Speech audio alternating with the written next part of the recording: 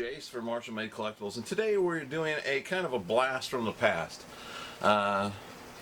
Friends of mine know I have a weakness for anything Golgo 13, which is a Japanese anime character that's a hitman, and I have a special place in my heart for anything aliens and Robocop, basically 80s type movie stuff. But I have quite a vast Robocop collection. But I never picked up the Sideshow statue that first came out like a decade ago. Now the prices on that piece are like crazy. I went ahead and got the Pulp Culture Shock, I believe, quarter scale Robocop statue, which I love. I got the Inner Bay quarter scale figures, and all the Hot Toys releases, which are amazing. And if you don't have them, you should check them out. Even if you're not a fan, they're just really fantastic representations of 1/6 scale figures. Anyway, on Evil Bay about a week ago, I saw the statues show up, and normally they're about anywhere from $600 to $900, which is borderline retarded. But I saw the exclusive maquette, which is still a quarter scale statue, and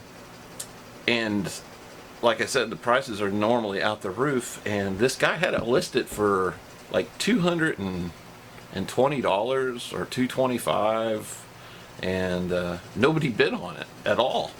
I was the only one, and I was shocked because I figured it was going to go for like $300 or $400, and once it started to reach like that price point, I would be out. And I was pleasantly surprised that I was able to pick this up for less than Sideshow sells their 1/6 scale figures that are, some are good, some are not the greatest, like their Punisher with a super dark tan, but cheaper than like a Hot Toys figure, and I was just glad to add it.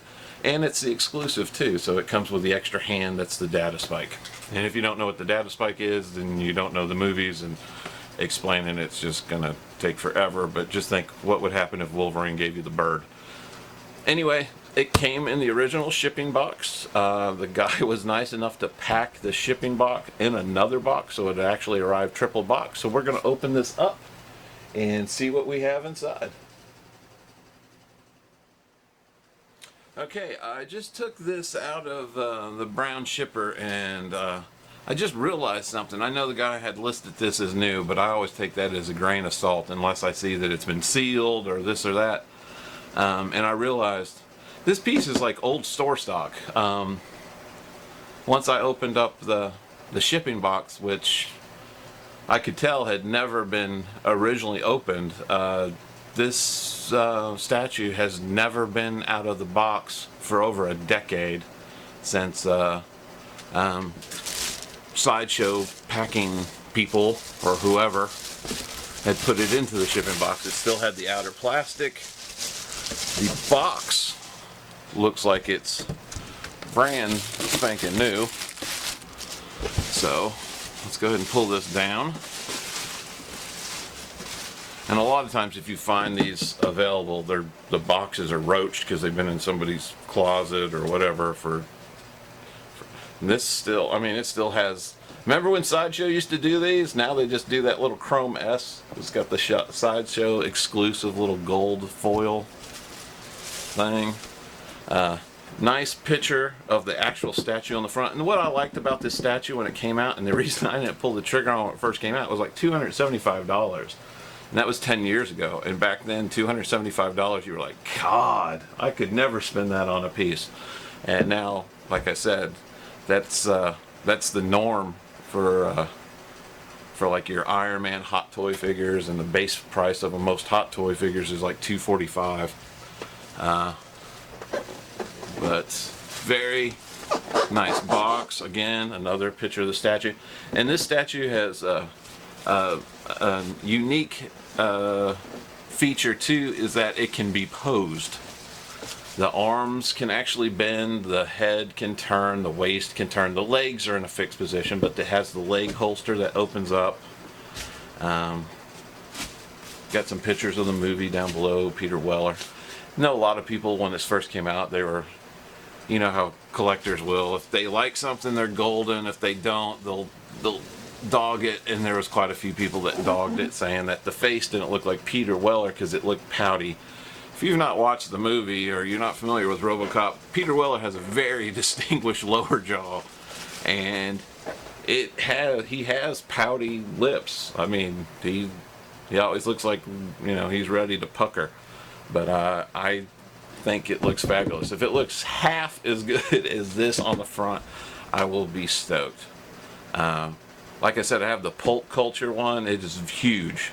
I mean, it's a massive piece with a massive base, and I love it a lot, but it's very generic looking Robocop. To me, I look at that lower jaw on that piece, and it's just like, well, it's Robocop, but you couldn't tell if it was Peter Weller, Robert Burke, or some of the guys that played from the series that came out of Canada.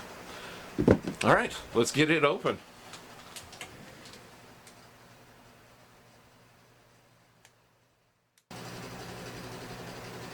Okay, I know it's literally been seconds for you, but I've been geeking out. Oh, just hit the camera. I've been geeking out for probably a good 20 minutes here since taking him out of the box. I love this guy. I mean, I know he's over 10 years old, and there's some things that I see that are like, well, that's iffy. But for the piece itself, it is stellar. The paint apps are gorgeous. This base is freaking insane, and I'll have some HD photos at the end. It still had the plastic covering over it. I'm still pulling off little pieces of styrofoam and chunks. It's a nice gloss black. It has the Detroit Police logo and the OCP logo in the center.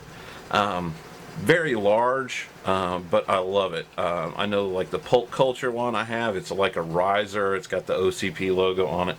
This is more sedate than that other base, but I like it better because it does not take up as much shelf space. The other one is huge. It's a huge tier. I can't even put it in a DTOF. God, I'm seriously geeking out. Let me go over some of the features that this piece has that others just don't. Like I said, it's posable, so you can move Robo at the waist. You can actually turn his head. This arm can move up and down. It also bends at the elbow. I don't know how good those joints are over time. You don't want them to loosen up. These are extremely tight. This arm moves up and down, and it also, I don't know if you can see it, it also pivots in and out, as well as goes up here and here. And these parts of the lower wrist actually turn. So you got a multitude of posing options. If you want him to have like his hand out and the gun drawn, you can have him where he's reaching for his gun. And I haven't done this yet, so this is a big surprise. I think you just pull this out. Pull it out.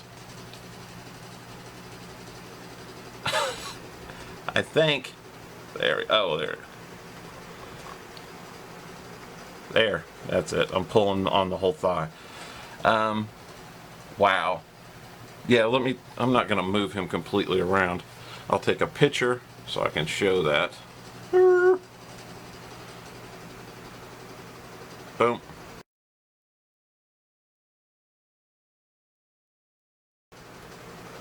That is too cool. In the inside of the leg holster, I will turn it. I lied. I was just figured it's going to tear up my backdrop, which it is. It's going to move that fabric. Yeah, for those that didn't realize, this is not an actual studio. He has the whole holster, and it's the whole mechanism that comes out. So it's not just a thigh thing that opens up and that's it. The whole thing is exactly the schematics of like the movie. So we have a multitude of hands here too, but they also give you an extra Auto 9 gun, which I do not know if I'm going to be able to get it in there.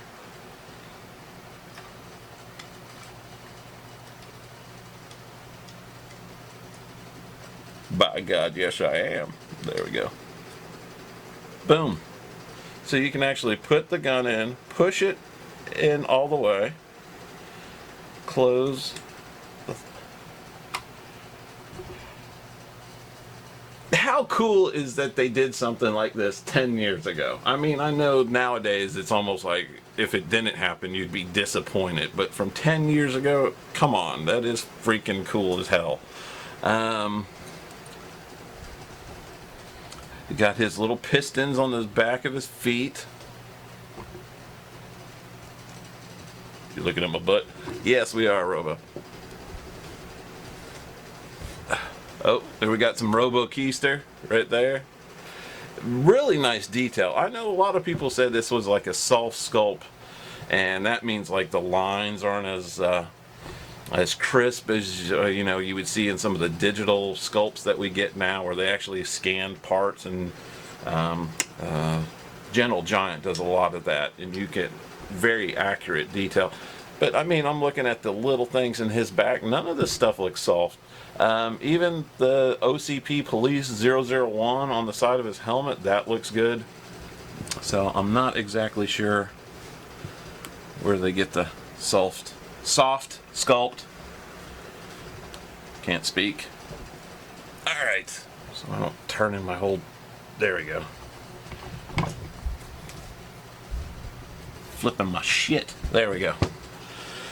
And the hands are very cool because they're all magnetic. So let's do like this open hand, because I'll probably never use it. So it's like there. You can lift it up. You can have Robo telling you goodbye. Go earn some more money to buy stuff. You got the data spike. Now this is what was original to this that made this exclusive, which I think back then you may have been a little disappointed if the only thing you got was an extra hand. Nowadays it's like an extra head sculpt or an extra outfit or all this other stuff that you almost expect with a figure. But there, Robo's giving you the bird.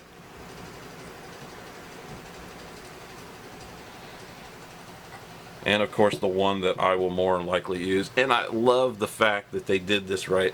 They got him holding his gun. So you have an extra gun that you can put in his thigh holster, like if you were going to reach. But they have the one of him holding the actual Auto 9. And yes, that's what the name of the gun is. And yes, I know what the name is because I'm a total nerd. Oops, let's put it in correctly. There we go. But if you noticed, they got his little pinky sticking out, because that's what he did when he was holding his gun. His little pinky would hang out like he was holding a teacup. That is too cool. So you can have him doing his little hand up like that. Have him turn. Maybe turn his head that way. Oh yeah, I'm digging that pose already. And then with the other hand we can bring it up. And you can either do a fist, but I always liked it when he was shooting, he had the one open hand. Like he was just too cool.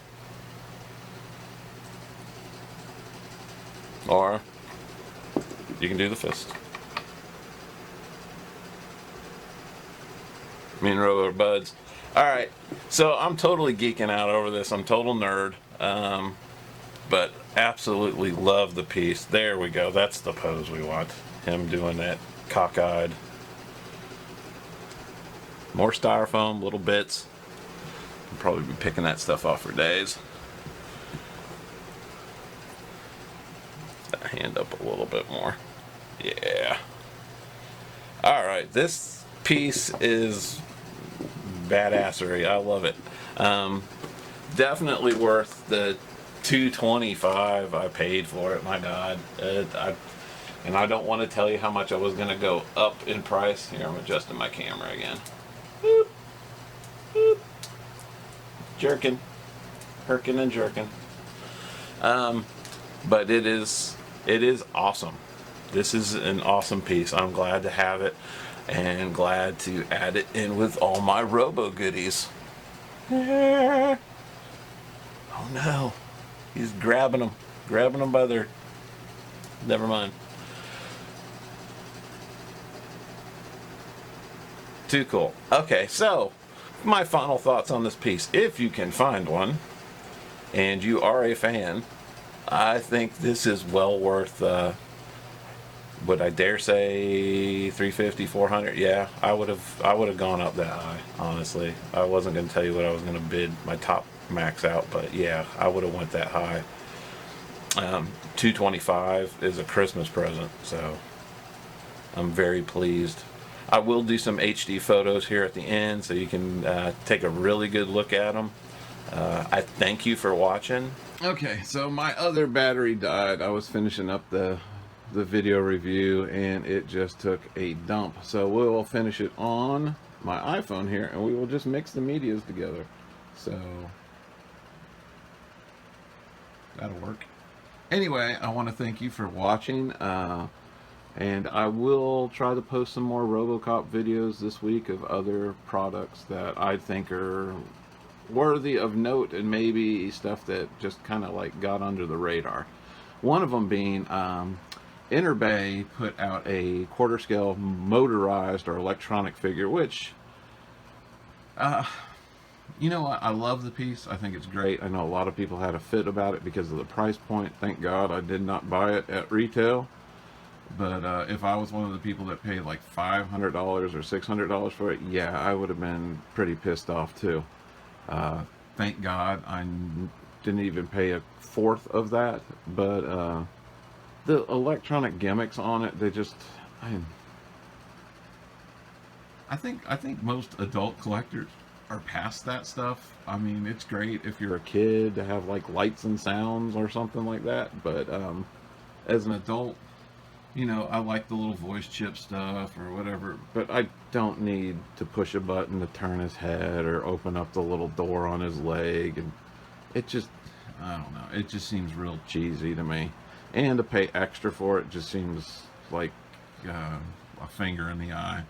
But Interbay kind of got wise to it, and they released a second version that not a lot of people know about, which was a non-motorized version. It was just a big honking quarter scale figure. And to top it off, they priced it to sell. What I think it is they took like their old quarter scale bodies or the motorized figures, and they were having parts fell on them left and right. And they just released it, but they retooled some of the inside parts so he was more posable.